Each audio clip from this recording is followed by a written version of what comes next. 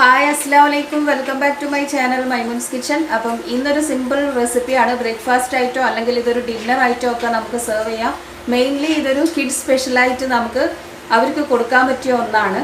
ചില കുട്ടികൾക്ക് പച്ചക്കറിയൊന്നും അത്ര വലിയ ഇഷ്ടം ഉണ്ടാവില്ല. അപ്പോൾ അവരറിയാണ്ട് അവർക്ക് ഇതൊക്കെ വയറ്റിലേക്ക് എത്തിക്കുക എന്നുള്ളൊരു ശ്രമം. അപ്പോൾ എന്താ ചെയ്യേണ്ടതെന്ന് വെച്ചാൽ വെജിറ്റബിൾസ് നമ്മുടെ അടുത്തുള്ള ഇഷ്ടമുള്ള ഹെൽത്തി ആയിട്ടുള്ള വെജിറ്റബിൾസ് എല്ലാം സ്റ്റഫ് ചെയ്തിട്ടുള്ളൊരു ചപ്പാത്തിയാണ് ഉണ്ടാക്കുന്നത്. അപ്പോൾ അതുണ്ടാക്കുന്നതിൻ്റെ റെസിപ്പി ഒന്ന് കണ്ടു നോക്കാം. അപ്പോൾ ഈ ഒരു സ്റ്റഫ്ഡ് ചപ്പാത്തിക്ക് വേണ്ടിയിട്ട് ഞാൻ വെജിറ്റബിൾസ് കുറച്ചൊന്ന് വേവിക്കാനായി കുക്കറിലേക്ക് വെച്ചിട്ടുണ്ട്.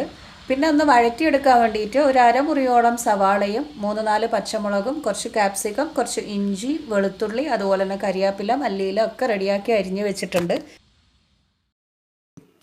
പിന്നെ കുറച്ച് വെജിറ്റബിൾസ് ഞാനിപ്പം വേവിച്ചെടുത്ത് വെച്ചിട്ടുണ്ട്. അതെന്തൊക്കെയാണെന്ന് വെച്ചാൽ എല്ലാം ചെറിയ ചെറിയ പീസാക്കി അരിഞ്ഞിട്ടാണ് വേവിക്കാൻ വെച്ചത്. ഒരു ചെറിയ കഷ്ണം ഉരുളക്കിഴങ്ങ് എടുത്തിട്ടുണ്ട്, ഒരു ചെറിയ ക്യാരറ്റ്, പിന്നെ ചെറിയ ഒരു 2-3 ഫ്ലോററ്റ്സ് കോളിഫ്ലവർ എടുത്തിട്ടുണ്ട്. പിന്നെ ഇതിലൊരു മെയിനായിട്ട് ചേർക്കുന്ന ഒരു ഇൻഗ്രീഡിയൻ്റ് എന്ന് പറയുന്നത് ചീരയാണ്. നമ്മുടെ ചുവന്ന ചീര, അത് ലീഫ് ഇവിടെ ഞാൻ മാറ്റി വെച്ചിട്ടുണ്ട് വഴറ്റിയെടുക്കുമ്പോൾ ചേർക്കാനായിട്ട്. അതിൻ്റെ തണ്ട് ഞാൻ ഇതിലേക്ക് ഇട്ടിട്ട് വേവിച്ചെടുത്തിട്ടുണ്ട്. ഒരു 3-4 തണ്ടൊക്കെ മതിയാവും. പിന്നെ ഇതിലേക്ക് ആവശ്യത്തിനുള്ള ഉപ്പും കുറച്ച് മഞ്ഞൾപ്പൊടിയും ഒരു 1/4 ഗ്ലാസ് വെള്ളവും ഇട്ട് മിക്സാക്കിയിട്ട് 1-2 വിസിലിന് ഞാനിതങ്ങ് വേവിച്ചെടുത്തിട്ടുണ്ട്. വെള്ളമൊന്നും ഇല്ലാണ്ട് നമ്മളിത് വേവിച്ചെടുക്കണം. പിന്നെ ഇതൊക്കെ തന്നെ ചപ്പാത്തിയിലിട്ട് റോൾ ചെയ്തിട്ട് അങ്ങനെ പരത്തിയെടുത്താൽ മതി. ഞാനിപ്പോൾ ഒന്ന് വഴറ്റിയെടുക്കുന്നുണ്ട്. ഇത് വെജിറ്റബിൾസ് മാത്രം ഒന്ന് വേവിച്ചെടുത്തു എന്നേ ഉള്ളൂ. ഒന്ന് വഴറ്റിയെടുക്കാനായിട്ട് ഞാനിപ്പോൾ ഒരു സോസ് പാൻ അടുപ്പിലേക്ക് വെച്ചിട്ടുണ്ട്. അതിലേക്ക് 2-3 ടേബിൾ സ്പൂൺ ഓയിൽ ഒഴിച്ചു കൊടുക്കാം. ഓയിൽ നന്നായി ചൂടായി വന്നു കഴിഞ്ഞാൽ നമ്മൾ നേരത്തെ അരിഞ്ഞു വെച്ചിട്ടുള്ള കുറച്ച് കാര്യങ്ങളുണ്ടല്ലോ, അപ്പം അതൊക്കെ ഒന്നങ്ങ് ചേർത്ത് കൊടുക്കണം. അപ്പം ഞാനിപ്പം കുറച്ച് കറിവേപ്പില, മല്ലിയില ചേർത്ത് കൊടുത്തിട്ടുണ്ട്. കുറച്ച് ഇഞ്ചി, വെളുത്തുള്ളി, ഇഞ്ചിയൊക്കെ ഞാൻ കുറച്ച് അധികം ചേർത്തിട്ടുണ്ട്. കാരണം ഇഞ്ചീൻ്റെ ആ ഒരു ടേസ്റ്റ് എപ്പോഴും നല്ലതായിരിക്കും, പിന്നെ ഹെൽത്തിയുമാണ്. ഇനിയിപ്പോൾ ഇതൊക്കെ ഇട്ടൊന്നങ്ങ് ജസ്റ്റ് വഴറ്റിയെടുക്കാം. ഒന്ന് ആ ഒരു ഇഞ്ചീൻ്റെയും വെളുത്തുള്ളിൻ്റെയൊക്കെ ആ ഒരു മൂപ്പിച്ചിട്ടുള്ള മണം വരുമ്പം ബാക്കിയുള്ളത് ചേർത്ത് കൊടുക്കാം. ആ ഒരു പച്ചമണമൊക്കെ മാറിക്കഴിഞ്ഞാൽ ബാക്കി ഓരോന്നായിട്ട് അങ്ങ് ചേർത്ത് കൊടുക്കാം. അപ്പോൾ ഒരു 3-4 സെക്കൻഡ് ഞാനങ്ങനെ വഴറ്റിയെടുത്തിട്ടുണ്ട്. ഇനിയിപ്പോൾ ഇതിലേക്ക് അരിഞ്ഞു വെച്ചിട്ടുള്ള ഉള്ളി, അതുപോലെ തന്നെ ക്യാപ്സിക്കം, പച്ചമുളക് അതും ചേർത്ത് കൊടുക്കാം. ഇതൊന്നും ഒരുപാടങ്ങ് വഴന്ന് കുഴഞ്ഞ പോലെയൊന്നും ആവണ്ട, ജസ്റ്റ് ഒന്ന് സോഫ്റ്റ് ആയാൽ മതി. നമ്മുടെ ക്യാപ്സിക്കം ഒന്നും ഒരുപാട് സോഫ്റ്റ് ആയി കഴിഞ്ഞാൽ കഴിക്കാൻ വലിയ ടേസ്റ്റ് ഉണ്ടാവില്ല.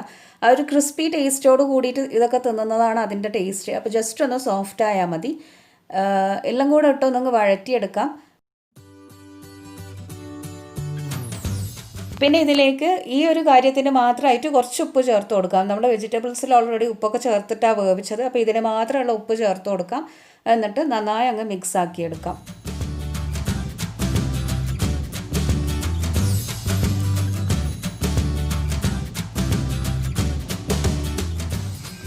അപ്പോൾ ഇതൊക്കെ ജസ്റ്റ് ഒന്ന് വഴറ്റിയെടുത്തിട്ടുണ്ട്. ഇനിയിപ്പോൾ ഇതിലേക്ക് വേവിച്ചിട്ടുള്ള വെജിറ്റബിൾസ് ചേർത്ത് കൊടുക്കാം.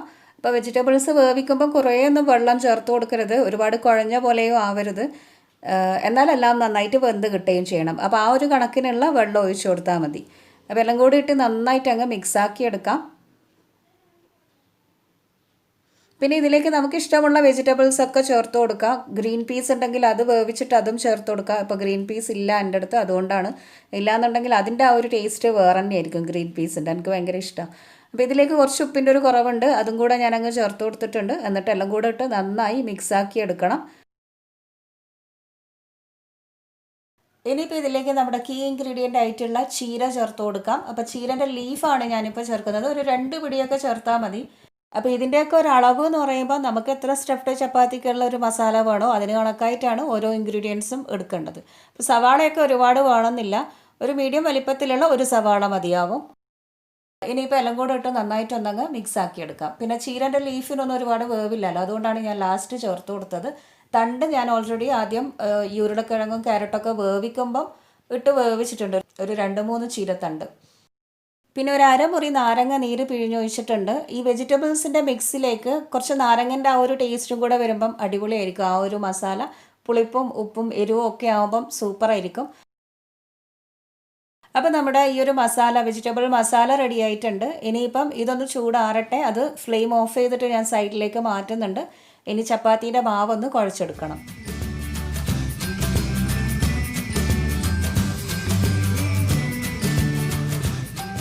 അപ്പം ഞാനിപ്പം ചപ്പാത്തിക്കുള്ള മാവ് കുഴച്ചെടുക്കുന്നുണ്ട്. ഇതിപ്പം ആട്ടയും മൈദയും മിക്സ് ആക്കിയിട്ടാണ് കുഴച്ചെടുക്കുന്നത്. സാധാരണ ചപ്പാത്തീൻ്റെ മാവ് തന്നെ. ഞാനിപ്പോൾ ഒരു 3 ചപ്പാത്തിക്കുള്ള മാവാണ് കുഴച്ചെടുക്കുന്നത്.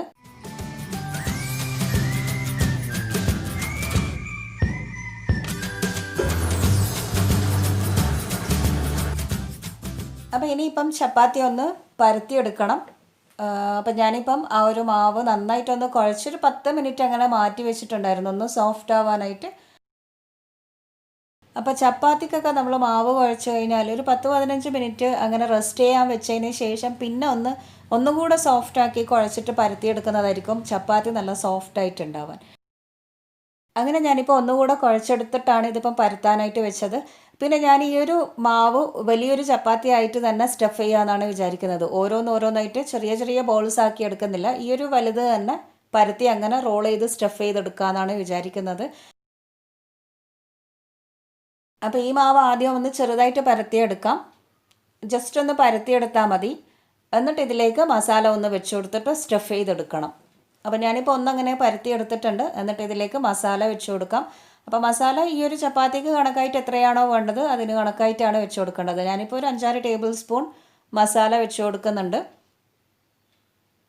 വലുതായത് കൊണ്ടാണ് ഒരു 5-6 ടേബിൾ സ്പൂൺ. ഇപ്പോൾ ചെറിയ ചെറിയ സാധാ ചപ്പാത്തീൻ്റെ മാവൊക്കെയാണ് നമ്മൾ എടുക്കുന്നത് എന്നുണ്ടെങ്കിൽ ഒരു 2-3 ടേബിൾ സ്പൂണൊക്കെ മതിയാകും.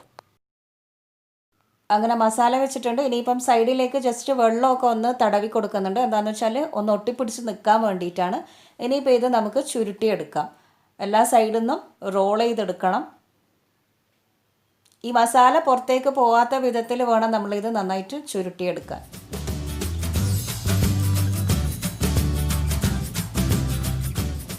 അങ്ങനെ ഇപ്പോൾ ഇത് നന്നായിട്ട് ചുരുട്ടിയെടുത്തിട്ടുണ്ട്. ഇനിയിപ്പോൾ ഇത് കുറച്ച് പൊടിയൊക്കെ വിതറി ഒന്നുകൂടെ ഒന്ന് പരത്തിയെടുക്കണം. അപ്പോൾ പരത്തുമ്പോൾ ആദ്യം ജസ്റ്റ് കൈ കൊണ്ടൊന്ന് പ്രസ് ചെയ്ത് ഒന്ന് ലെവലാക്കി കൊടുത്തതിന് ശേഷം റോളർ യൂസ് ചെയ്തൊന്ന് പരത്തിയാൽ മതി. ഒരുപാട് പ്രസ് ചെയ്തിട്ട് പരത്തണ്ട, ജസ്റ്റ് ഒന്ന് സോഫ്റ്റാക്കി പരത്തിയെടുത്താൽ മതി. അപ്പോൾ ഇതിപ്പോൾ ഞാൻ വലിയ ഒന്നായതുകൊണ്ടാണ് ഇത്രയും വലിപ്പം. ചെറിയ ചെറിയ സൈസിലുള്ള ചപ്പാത്തി ആണെങ്കിൽ ഇത്ര വലിപ്പമൊന്നും ഉണ്ടാവില്ല, അത്ര തടിയും ഉണ്ടാവില്ല. പിന്നെ മസാലയൊന്നും പുറത്താവാത്ത വിധത്തിൽ പരത്തിയെടുക്കാം. അങ്ങനെ ഞാനിപ്പോൾ ഇത് പരത്തിയെടുത്തിട്ടുണ്ട്. ഇനി ഇതൊന്ന് ചുട്ടെടുക്കണം. അപ്പം ഞാനൊരു നോൺ സ്റ്റിക്കിൻ്റെ പാൻ അടുപ്പിലേക്ക് വെച്ചിട്ട് ചൂടാക്കി എടുത്തിട്ടുണ്ട്. അതിലേക്ക് കുറച്ച് നെയ്യ് ഒഴിച്ച് കൊടുത്തിട്ടുണ്ട്. നെയ്യ് നന്നായി ചൂടായി വന്നു കഴിഞ്ഞാൽ നമ്മൾ ഈ പരത്തിയിട്ടുള്ള ചപ്പാത്തി അങ്ങ് വെച്ച് കൊടുക്കാം. എന്നിട്ട് നന്നായിട്ട് ഇതൊന്ന് വേവിച്ചെടുക്കണം.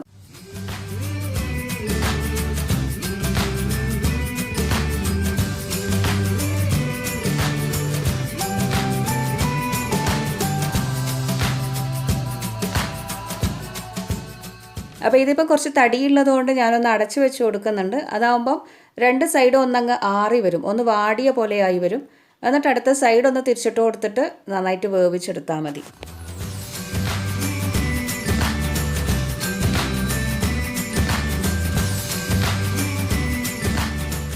അപ്പോൾ ഇതിങ്ങനെ കുക്ക് ചെയ്തെടുക്കാൻ നോക്കുമ്പോഴേക്കും കറണ്ട് പോയി. അപ്പോൾ ഞാൻ കറണ്ട് അടുപ്പിലാണ് വെച്ചത്. അത് പിന്നെ നേരെ ഗ്യാസ് അടുപ്പിലേക്ക് മാറ്റി എന്നിട്ട് അടച്ച് വെച്ചിട്ട് ഇതൊന്നങ്ങ് കുക്ക് ചെയ്തെടുക്കാം.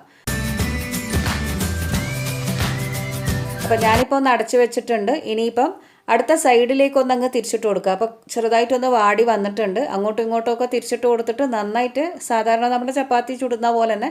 പക്ഷേ എന്താ സംഭവം എന്ന് പറഞ്ഞാൽ സാധാരണ ഒരു ചപ്പാത്തി പെട്ടെന്ന് അങ്ങ് വെന്ത് വരും.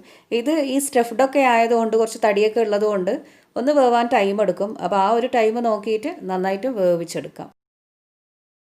അങ്ങനെ പിന്നെ 2 ഭാഗവും ചെറുതായിട്ടൊന്ന് വാടി മൊരിഞ്ഞൊക്കെ വന്നേരാണ് കരണ്ട് വന്നത്. പിന്നെ ഇനി ബാക്കി ഇതേപോലെ തന്നെ അങ്ങനെ അങ്ങ് വേവിച്ചെടുക്കാം.